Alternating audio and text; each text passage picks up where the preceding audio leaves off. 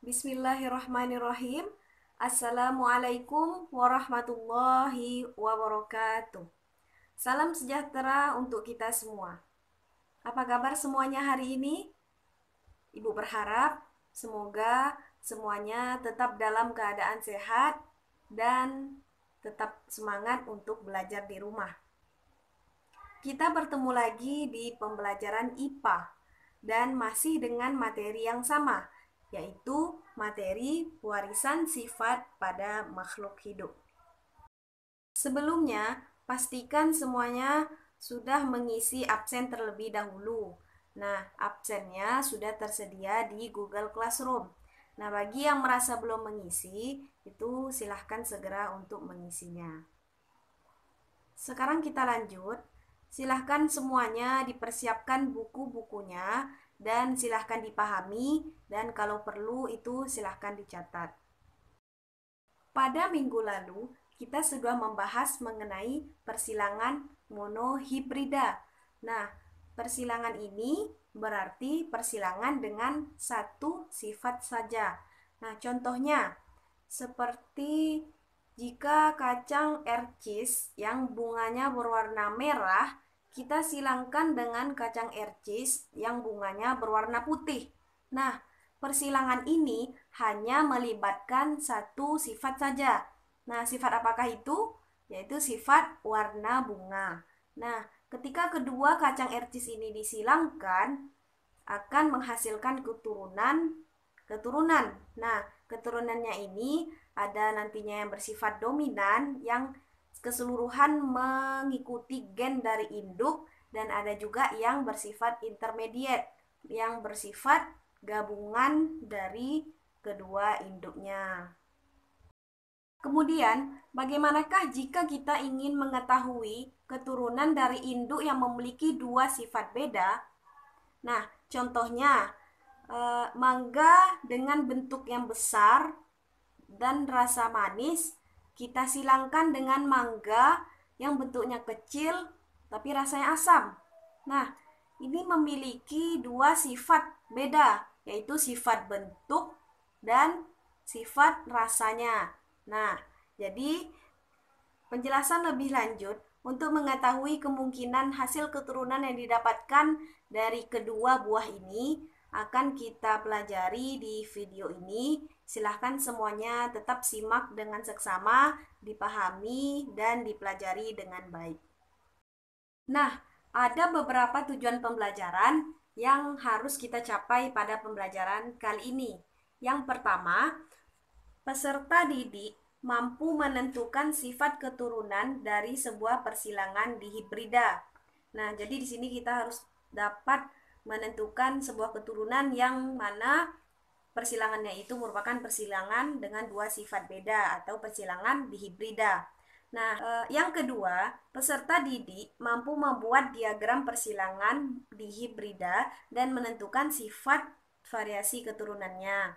Nah, jadi seperti juga pada hari Sabtu kemarin, kita pada persilangan monohibrida, kita menggunakan papan catur. Nah, atau diagram persilangan.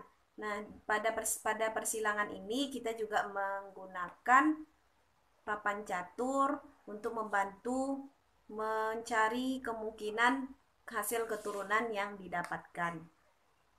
Oke, tujuan pembelajaran yang ketiga yaitu peserta didik dapat menentukan karakteristik sifat tertentu dari makhluk hidup yang merupakan hasil pemuliaan. Oke, terlebih dahulu kita membahas sekilas mengenai pengertian dari persilangan dihibrida ini. Nah, dari asal katanya, dihibrida ini berasal dari dua kata, yaitu di dan hibrid. Nah, jadi di ini berarti dua, sedangkan hibrid ini berarti sifat. Nah, jadi persilangan dihibrida ini adalah persilangan yang melibatkan dua sifat beda.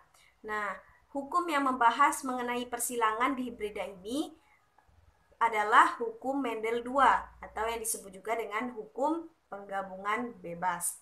Nah, contohnya kita contohkan juga pada kacang kapri.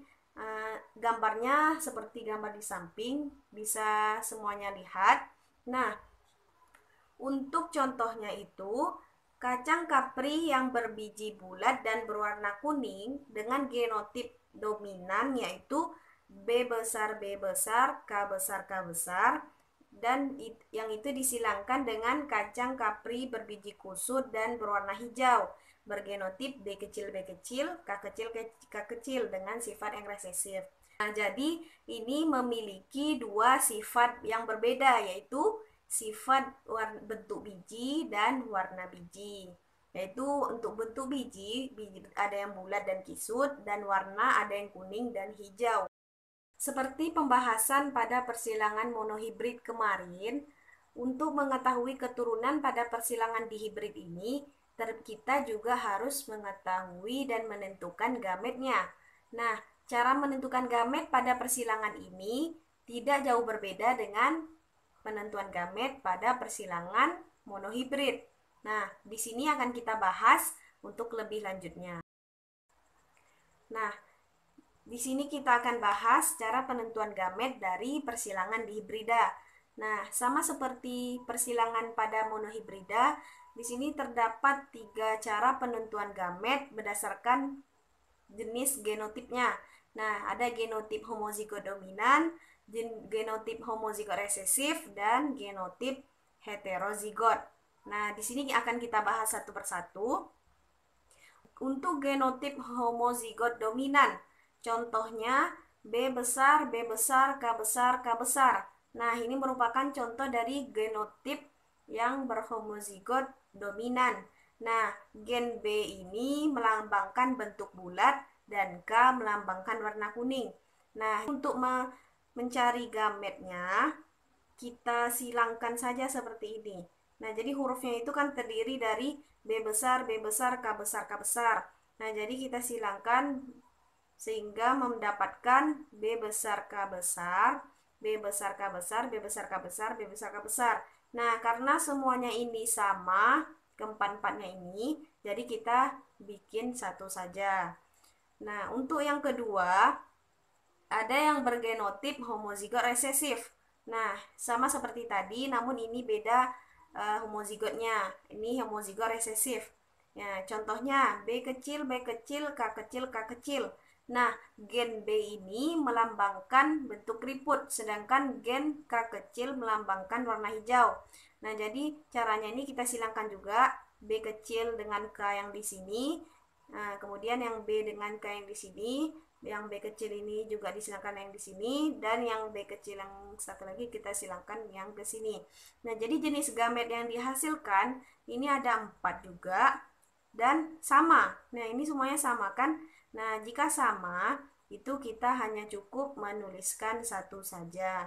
Namun ada juga yang menuliskan kesemuanya, tapi itu cukup membuat rumit. Jadi kita hanya cukup menuliskan satu saja jika hasil gametnya itu sama.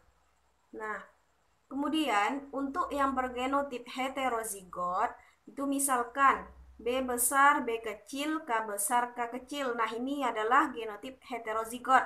Nah, gen B besar ini melambangkan bentuk bulat dan gen B kecil melambangkan bentuk keriput. Gen K kecil melambangkan warna kuning dan gen K kecil melambangkan warna hijau. Nah, jadi untuk menentukan gametnya, kita coba tentukan. Jadi di sini B besar ini kita silangkan ke K besar.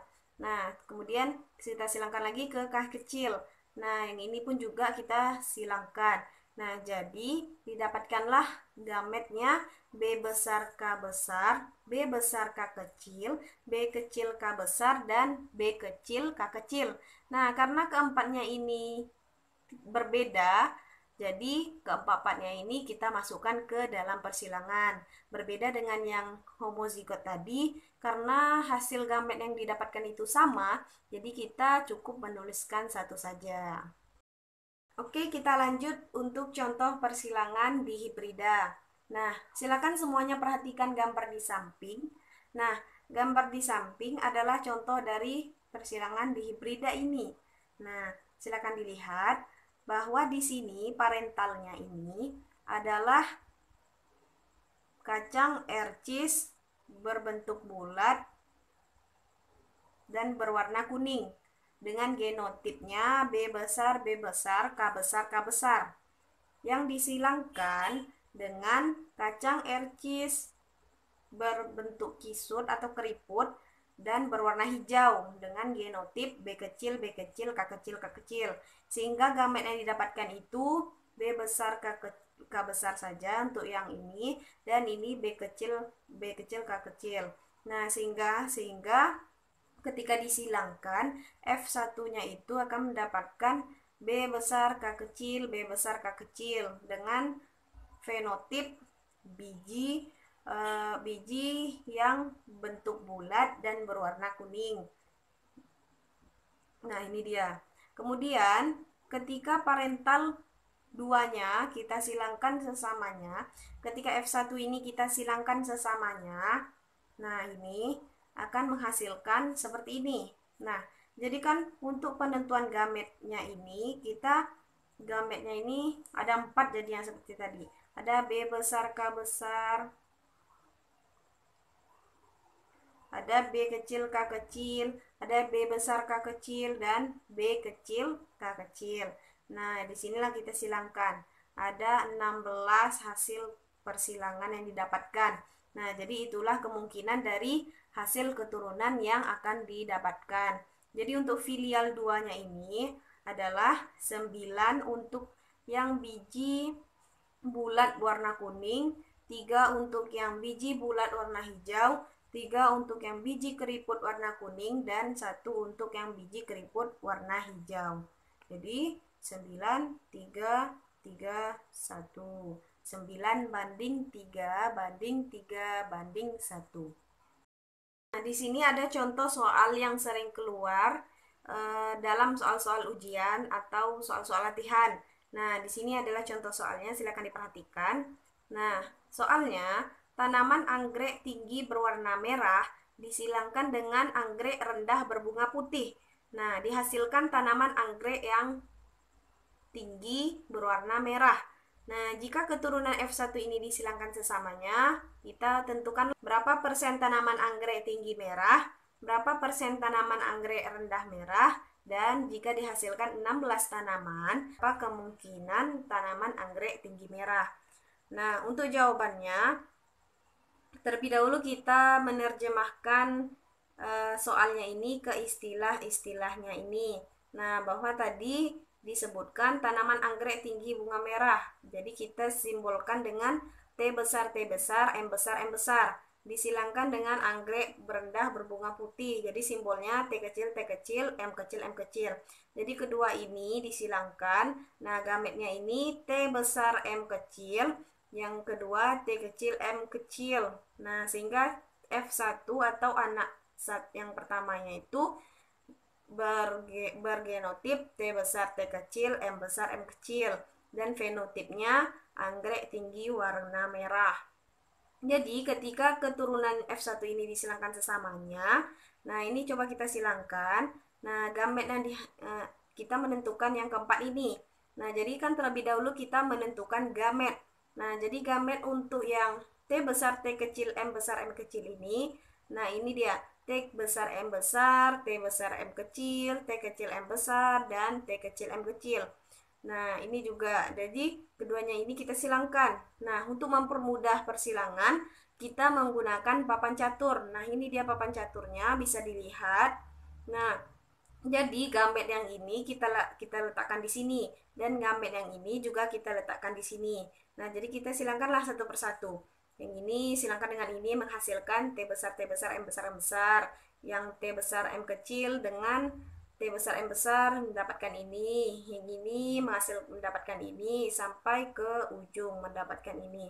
Nah, jadi ketika sudah selesai melakukan persilangan menggunakan papan catur ini, kita simpulkan lagi. Nah, jadi di sini untuk kita coba menjawabnya, untuk perbandingan fenotip yang tinggi merah, fenotip itu kan sifat yang tampak. Jadi di sini sifat yang tampaknya itu ada yang tinggi merah, tinggi putih, rendah merah, dan rendah putih. Jadi Untuk yang tinggi merah ini ada 9. Nah, mengapa ada 9? Karena di sini 1, 2, 3, 4, 5, 6, 7, 8, 9. Nah, jadi ada 9. Nah, mengapa yang ini juga masuk ke tinggi? Karena dia bergenotip heterozigot.